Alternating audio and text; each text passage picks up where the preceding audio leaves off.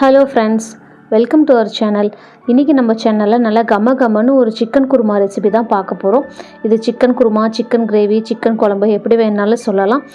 இந்த chicken kurma biryani, ghee rice, chapati, puri எல்லாத்துக்கூடயும் ஒரு பக்காவான காம்பினேஷனாக இருக்கும். இப்போ வாங்க எப்படி செய்கிறதுன்னு பார்க்கலாம். சிக்கன் குருமா பண்ணுறதுக்கு ஃபஸ்ட்டு நம்ம ஒரு தேங்காய் பேஸ்ட் ரெடி பண்ணிக்க போகிறோம்.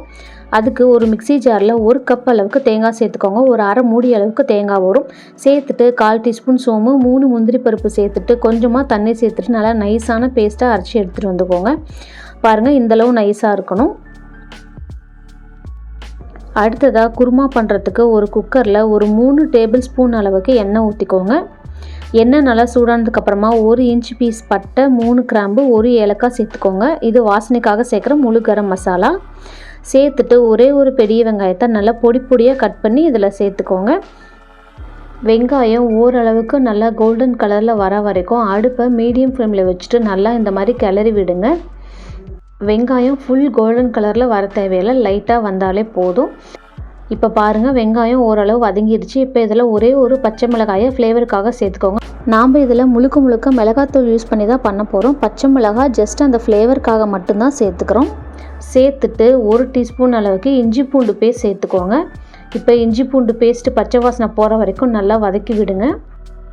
இஞ்சி பூண்டு ஓரளவு பச்சை வாசனை போனதுக்கப்புறமா ஒரே ஒரு சின்ன சைஸ் தக்காளியை கட் பண்ணி இதில் சேர்த்துக்கோங்க.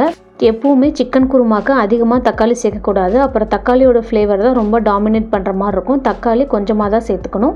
தக்காளி நல்லா வதங்கினதுக்கு அப்புறமா ஒரே ஒரு கொத்து புதினாவை இதில் சேர்த்துக்கோங்க. இந்த மாதிரி புதினா சேர்த்து பண்ணுறப்ப குழம்பு நல்லா வாசனையாக கமன்னு வரும்.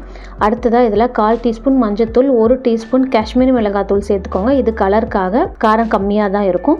அடுத்ததாக 2 டீஸ்பூன் அளவுக்கு மல்லித்தூள் சேர்த்துக்கோங்க, தனி மல்லித்தூள்.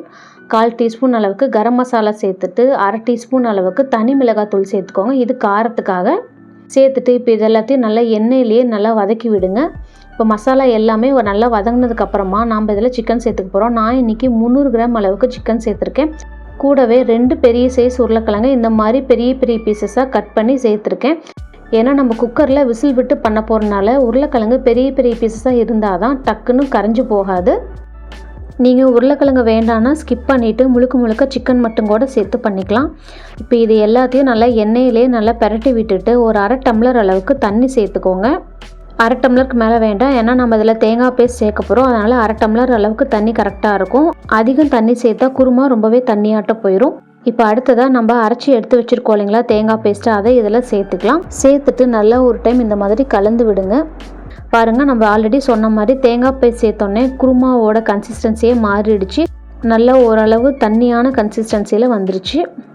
இப்போ அடுத்ததாக இதில் தேவையான அளவு உப்பு சேர்த்துக்கோங்க. இப்போ குழம்பு நல்லா கொதிக்கி விடுங்க. உப்பு நல்லா கரையணும், அந்தளவு நல்லா கொதிக்கி விடுங்க. இப்போ பாருங்கள், குழம்பு நல்லா கொதிச்சிருச்சு. இப்போ இதை நல்லா இந்த மாதிரி ஒரு டைம் கலந்து விடுங்க. இந்த கன்சிஸ்டன்சியில் இருக்கணும். இதுதான் கரெக்டான பக்குவம். நம்ம விசில் விட்டு இறக்குறப்ப இதே பக்குவத்தில் உங்களுக்கு கரெக்டாக வரும். இப்போ மூடி போட்டு ஒரு 2 விசில் வரைக்கும் விட்டு எடுத்துக்கோங்க. 2 விசிலுக்கு மேலே வேண்டாம். அதுலேயே சிக்கன் உருளைக்கிழங்கு ரெண்டுமே நல்லா சாஃப்டாக வெந்துடும். இப்போ பாருங்கள், குழம்பு நல்லா எண்ணெய் மிதக்க ரொம்பவே சூப்பராக ரெடி ஆயிடுச்சு.